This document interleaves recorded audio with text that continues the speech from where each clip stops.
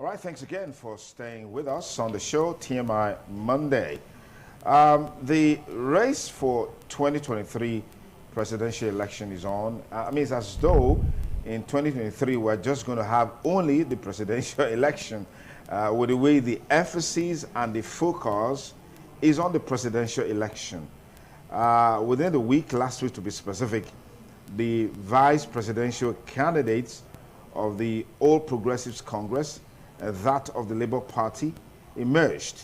For the PDP, they since settled for the vice presidential candidate, as well as other political parties, YPP, ADC, AA, and several others. Today on the program, we look at the debate of the Muslim ticket versus Christian ticket, or Muslim-Christian ticket that seems to be taking the center stage. Let me welcome our panelist. Very close to me is Shedrack Dubai, who is Senior Special Assistant to the State Governor. Thank you for joining us on the program. And congratulations too. Thank you very much. I also have Comrade Harrison Ezeko, who is a former legislator at the Redo Legislative Assembly. Thank you for joining us. Thank you very much. Good morning, viewers. Comrade Emmanuel Ogbidi is the president of NOXIN, Network of Civil Society Organization at those State. Thank you for joining us. Thank you very much, and good morning, viewers. Okay, let's get cracking. Why is so much attention on the presidential election? I mean, it gives the impression that in 2023, the only election Nigerians wants to have, wants to see, wants to participate in is the presidential election. Do you have that feeling too? Yes, it's very obvious, and the feeling is palpable. It's simply because in the Nigerian democracy that we operate today, a lot resides at the center. The Nigeria operates a very central government where the buck stops on the office of the president. And the actions and inactions of this current government has really left people wondering, wanting for more, desirous to really create change at that center, to ensure that the mistakes of the past are not repeated, and they're able to usher in a new paradigm, a new shift from what was obtainable in time past.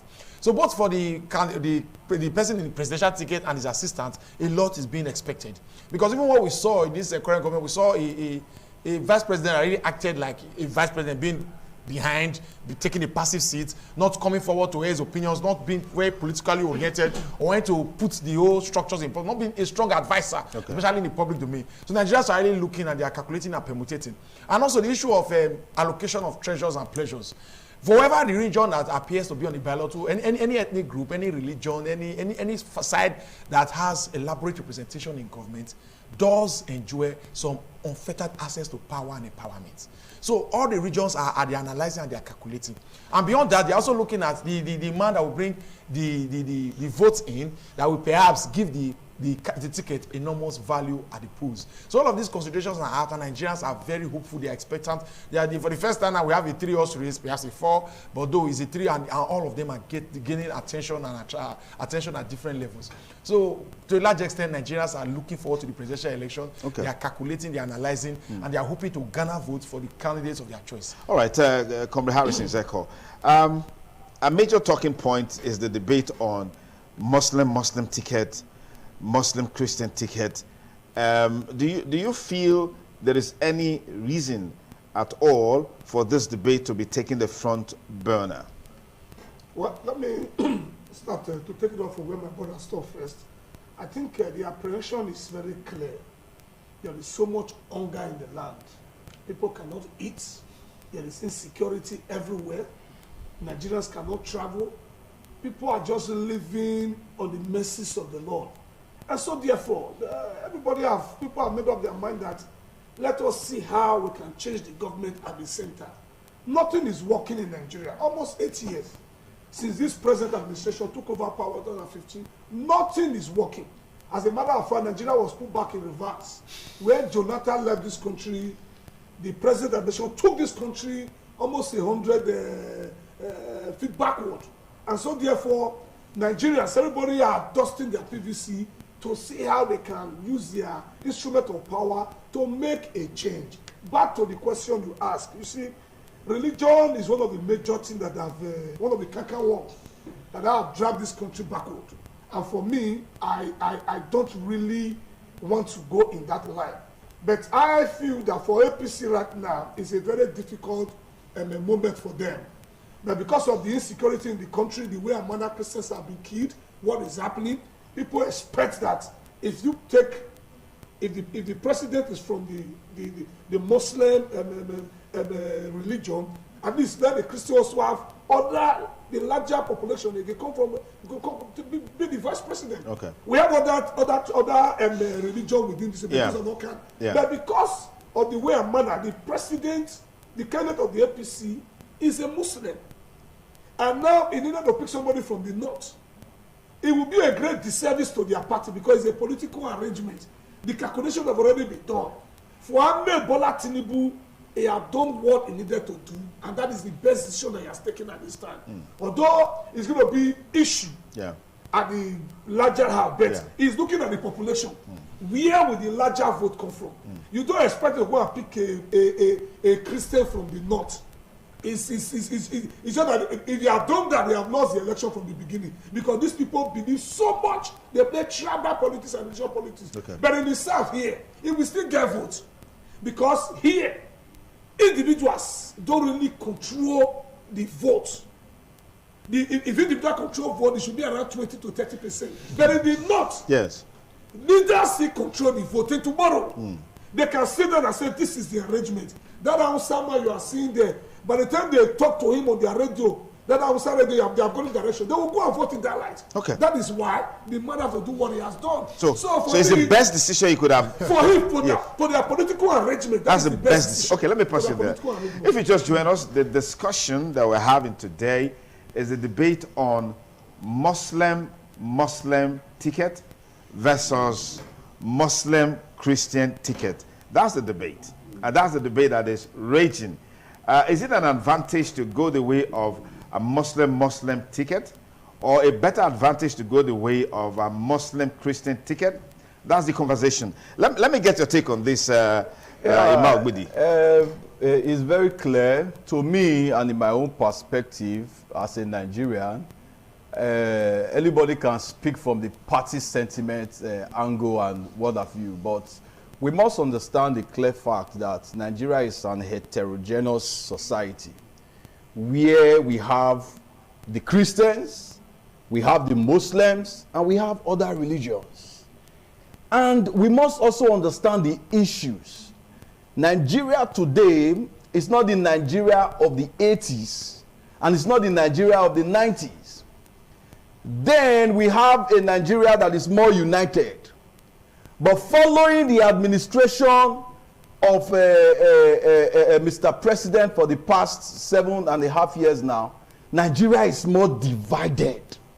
And there is this sentiment that is obvious that there is need for every individual, whether be Muslim, Christian, whether from any ethnic nationality, to have, a representative as far as government and governance and decision making is concerned. Now, going by the recent development of the APC candidate, it's an insult to the sensibility of the Nigerian state, and a great deal to show that most of our political leaders are not in touch with the present reality of today, but they are being driven by the desperation of the need to grab power by all means. Political calculation alone cannot give you what you need at this time.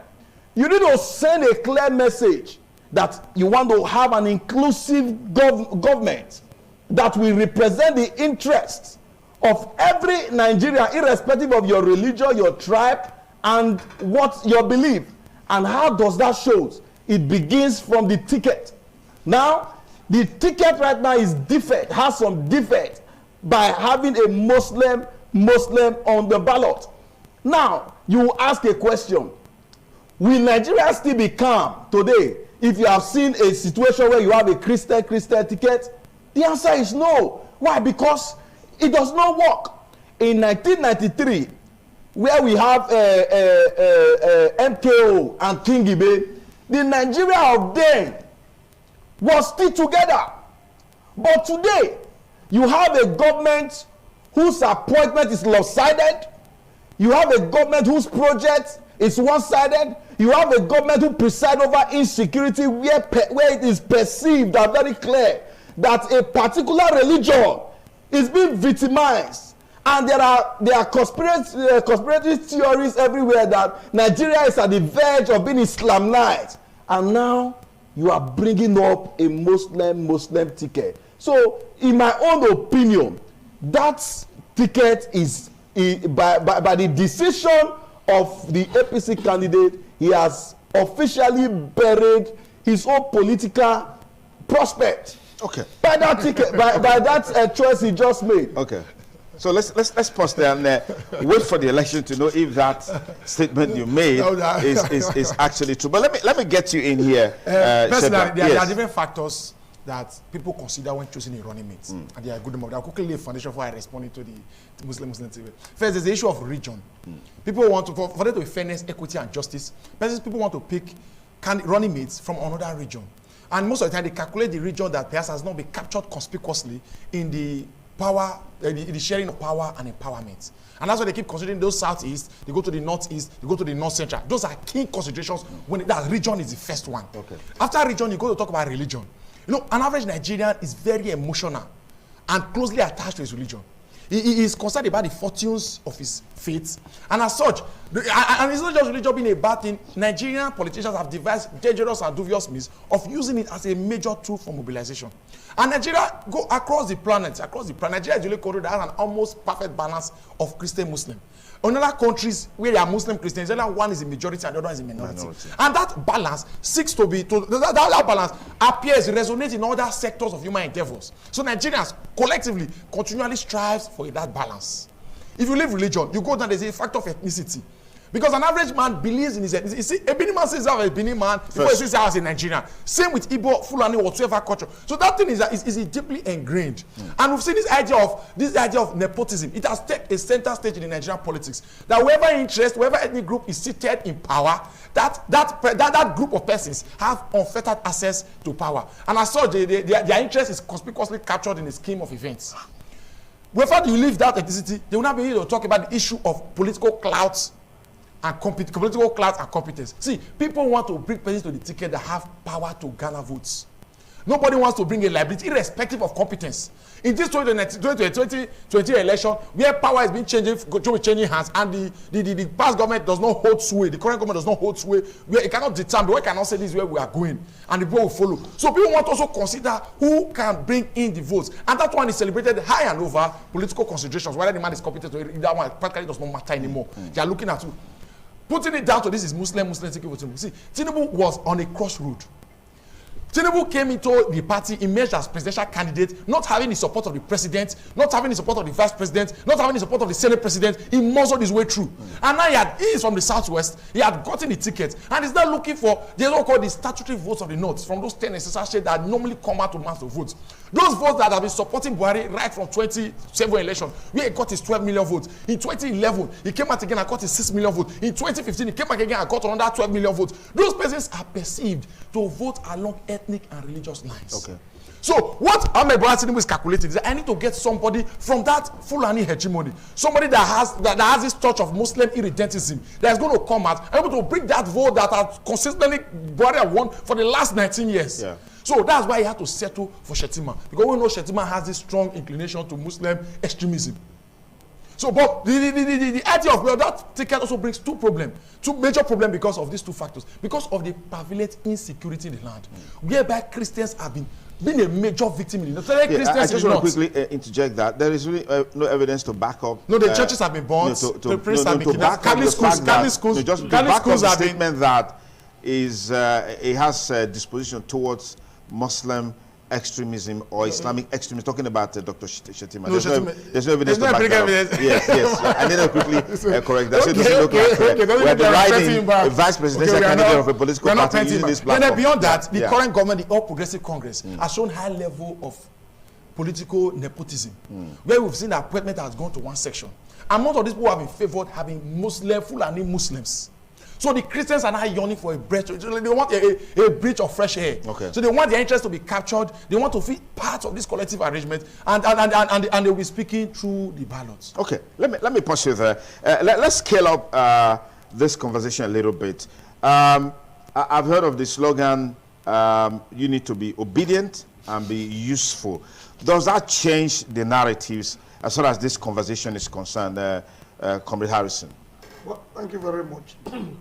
I want to believe that to some extent, by the grace of God, our prayer is that let the will of God be done. Let that movement be able to change the narrative, if that is the direction God wants us to go.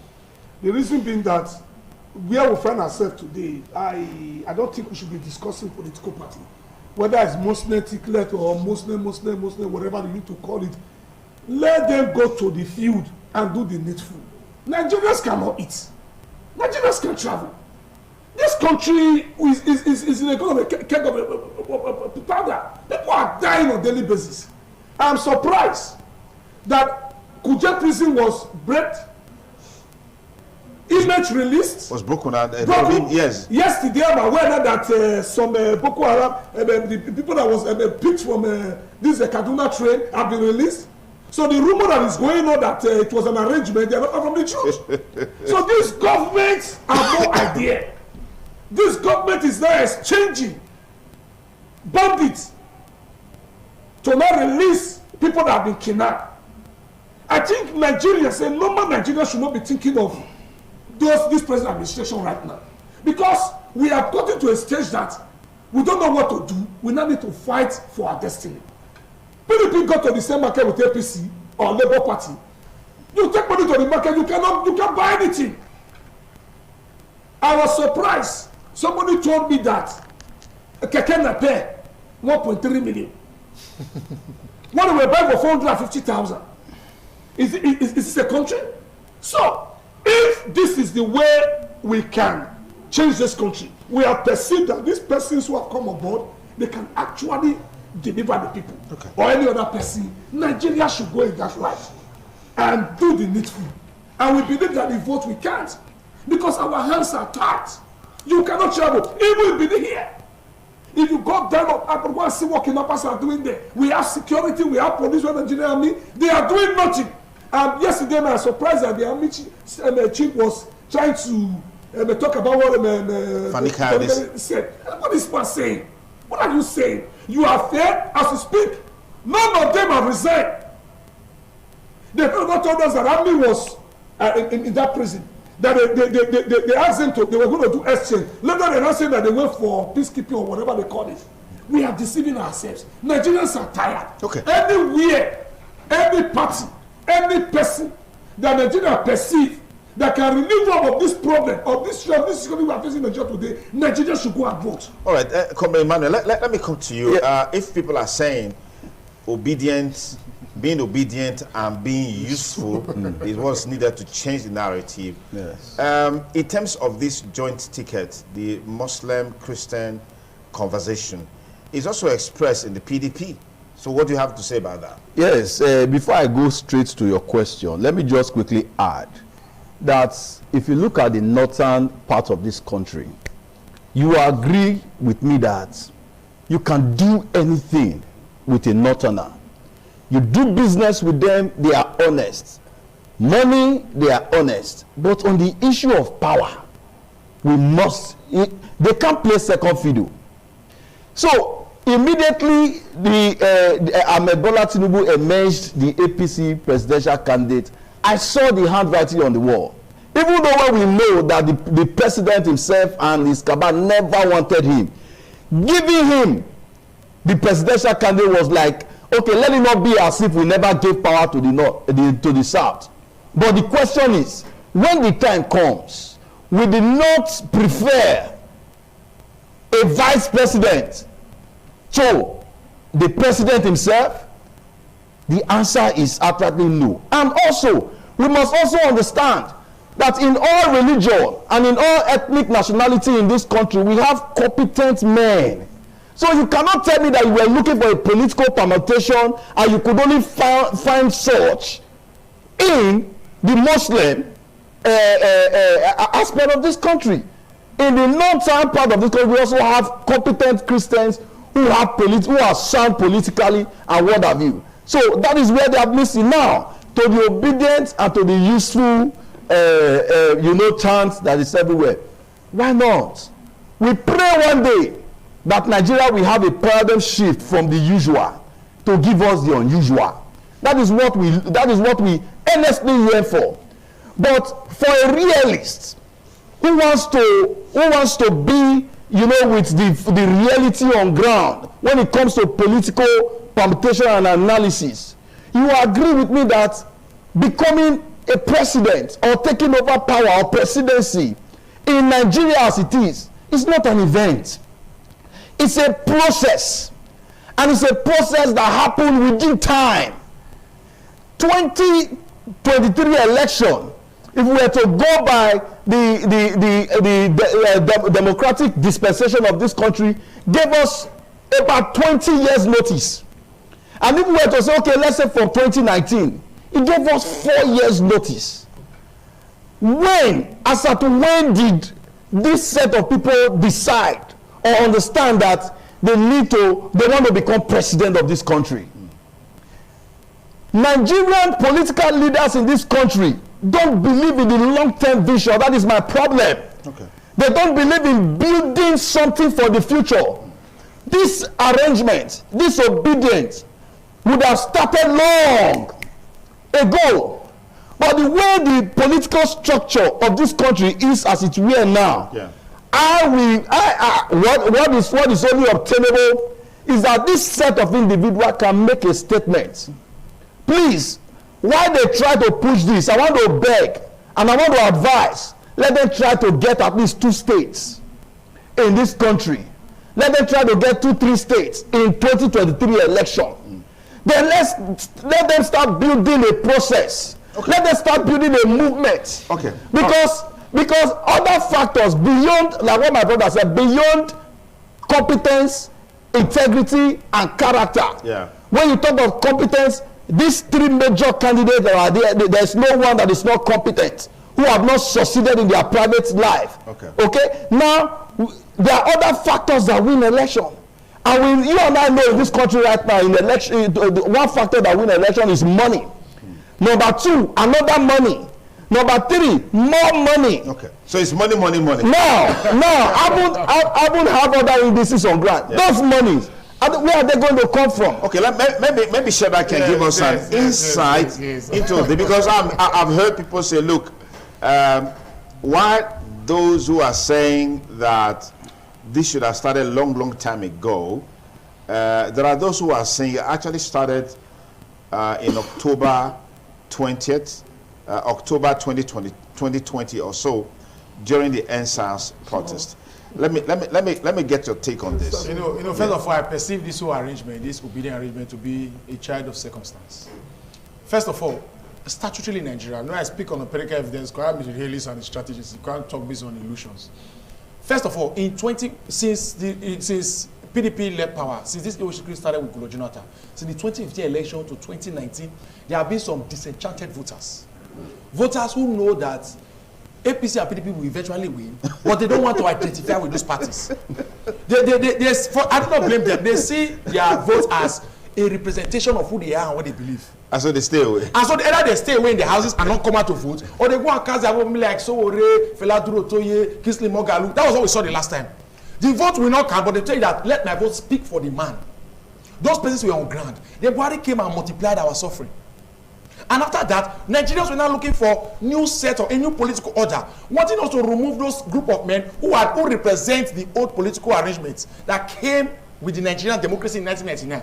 And when the political parties went into the primaries, PDP brought out his own from the old order, the oldest man from the old order, APC brought the oldest man from the old order. And those persons who felt that Nigeria needed a new light, if APC had brought Yemi Osinbajo and PDP had brought Wike, to large extent, obedience would not have existed. Nobody will look at that. So those 2 old men gave the moral high ground to a new man who were perceived to be younger. Free, I can't say Obi is said to be. It's not like totally, no politician in Nigeria could say it's free from, but the man has proven that he has ability to be prudent with resources. So all of those things they did in APC and PDP was what gave strength and temerity to this obedient arrangement. And as well, people who are shouting obedient, you cannot blame them. Even if they want to vote for man, that the man will not win. because every Nigerian has legitimate reasons to be aggrieved based on the current arrangements.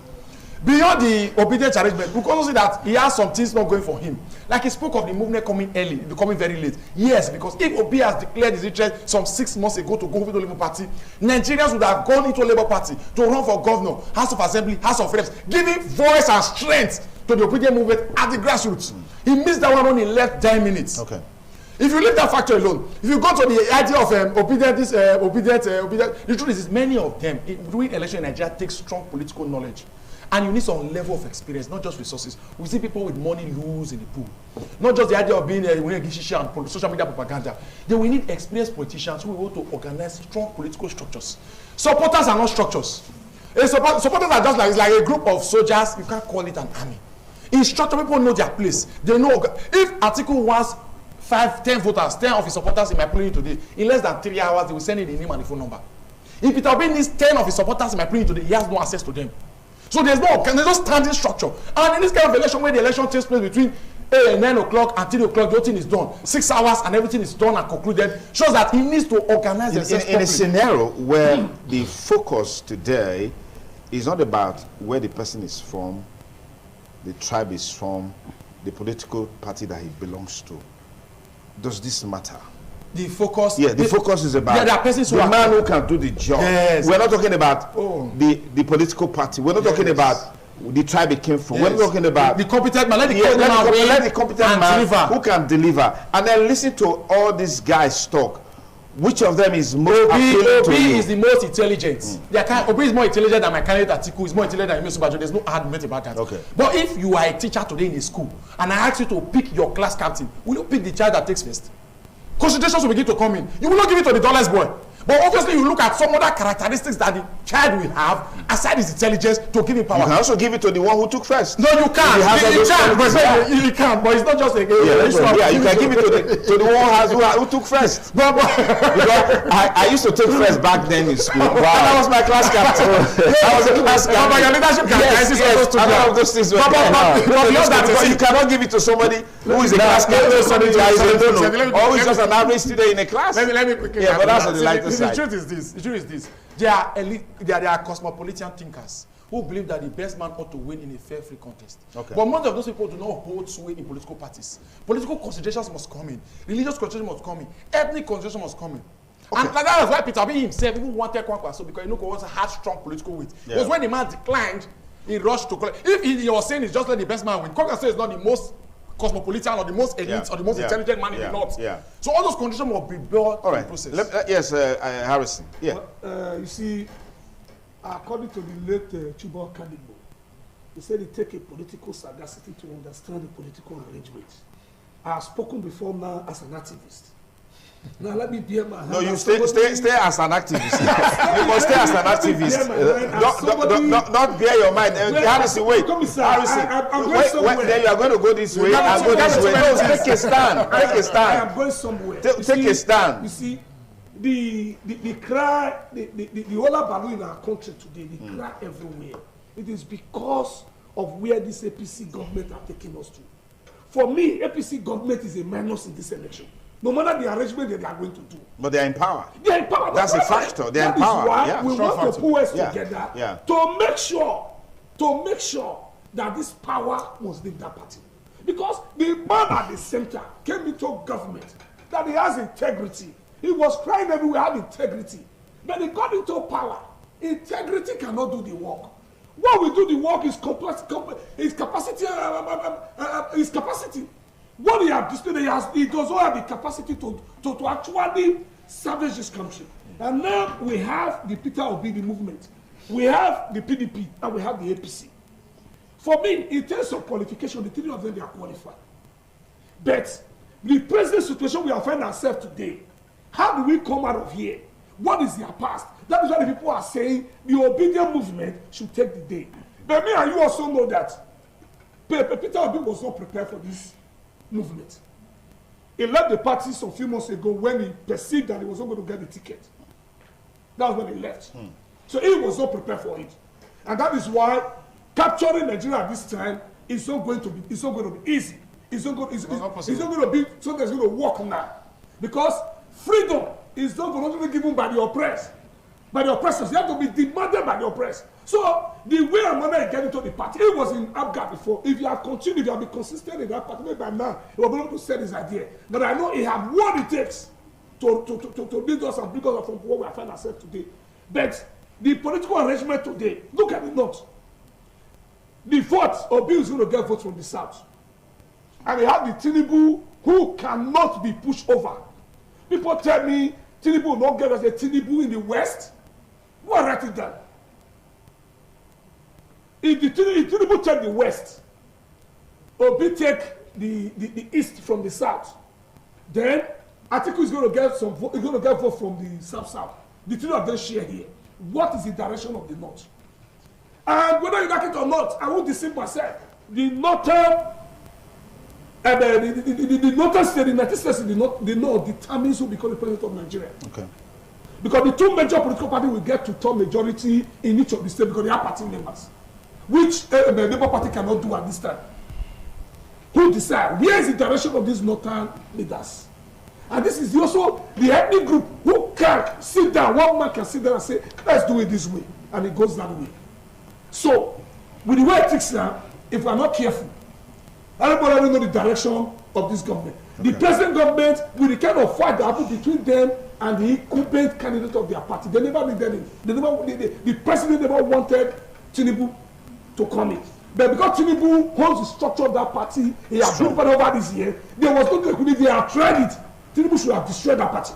They allowed it to go. They became very relaxed. Immediately they saw that PDP had given ticket to Atiku. They became very relaxed. People like Erofai was not saying, no, let's give it to the South. Let's give it to the South. My brother, they know what they are doing, an arrangement. Okay. And they are not, with the way they are going, their man, their brother, Atiku Abubakar, might be the next president of Nigeria. Okay, let's get your take. Yes. It's still very clear to me. Yeah. Like I said earlier. Now, if you put these three major contestants or candidates on the scale of competence, you will agree with me that the PDP presidential candidate, Alhaji Abubakar, has some level of capacity. Why? Because he has run his private business for many years and have succeeded, and he's doing well, and he's consistent in job creation and empowerment. Then you go to the APC presidential candidate, Ahmed Bola Tinubu. People call him a strategist. In 1999, he took over governorship in Lagos, and to a great deal there was some initiative. And he has also worked in the oil sector where he distinguished himself. Then Peter Obi has been in the financial industry and also been in politics. Now, if you put them on the scale of competence, you agree with me that this three person has what it takes to rule this country and to govern this country. Then you will now begin to ask, what are other issues? What are other factors? Who are those that have what it takes when it comes to other consideration? Now, let nobody deceive you. In the North, we don't have party agendas. We don't have the APC, PDP the way we have it in the South. In the North, they have northern agendas. When the chips are down, what they settle for is northern agenda, and no northerner will play the second fiddle when it comes to power. That is where the APC presidential candidate is being edged out. It was clear to people who can see, who can view with their microscopic glass to analyze issues, that when the APC gave, first of all, PDP gave the presidential candidates to the North, Atiku. If APC wanted to retain presidency as their vision, then a northern candidate, Ahmed Lawal, would have been the person to go for. That they allowed the Ahmed Bola Tinubu to take over the presidential candidate who come to the South. It was very clear to a lot of us who can see beyond the ordinary that they have already sold the idea of presidency to return back to the North. It's very clear. Now, like my brother said, if you look at Peter Obi, take for example, in Kano, in Kaduna, in Katsina, this party has no governorship candidates standing there. Now, who is going to mobilize? Because politics is not just about the noise in social media. There is the mobilization factor. Then there is defending your vote. Even if you get 10 votes, we have 700 and we have 774 local governments in Nigeria. We have about thousands of wards and thousands of units. Who drives those places? For example, now in the north, there are places where you go, you cannot hear this movement. This movement is popular in Edo State. Why? Edo State and Lagos. Why? Because this section, they are perceived to be the enlightened society and homogeneous system. I will not be surprised that the Peter Obi movement is even having little more support than it is even in the east, in some states in the east. So that alone has edge. Also, it's a factor that is going to work against that movement. Now, from these 2 points of view, you discover that there's already a clue, there's already an advantage to the presidential candidate. But let me get the final word. Let's get the final word. Yeah. I'll quickly make my point in 3 consecutive ways. Competence is derived from intelligence. Obi may be the most intelligent because he can study China, study Bangladesh, study Hong Kong, study and that leads me to exactly the question that I want to ask as a way of concluding this conversation. Yes. We're not hearing other candidates talk about... We've not started. Campaign has not started. No, hold on. Even the campaign has not started. I mean, we're not hearing other candidates talk about what they are going to do. I mean, if you have a party, if your party has been in government, the natural thing to say is that when you come, you're going to start or continue from where your party stopped. We're not hearing the APC saying that. We're also not hearing the PDP saying... No, we are preparing for we're also not hearing the PDP saying where President Jonathan left off in 2015, Atiku is going to bring out those days. We're not hearing that. No, let me tell you, we're not starting from where Jonathan left. We are starting from where Sheikh Musa Yar'Adua left, because Jonathan was in charge of misfortune. The president, our rightful candidate as president died. Jonathan came from the back door. When he slashed governors and whether he came from the back door, he became your yes, candidate. But because people can still make reference to his administration. On the things that he left. 5.5 years is not a charge. Yes, but others in the past. So Atiku Abubakar will continue from where Yar'Adua left. That's where we are starting from. Then beyond that, the issue of competence takes a whole lot. And I haven't done my strategy analysis. The time will come for us to analyze all of that. Atiku Abubakar appears to be the most competent.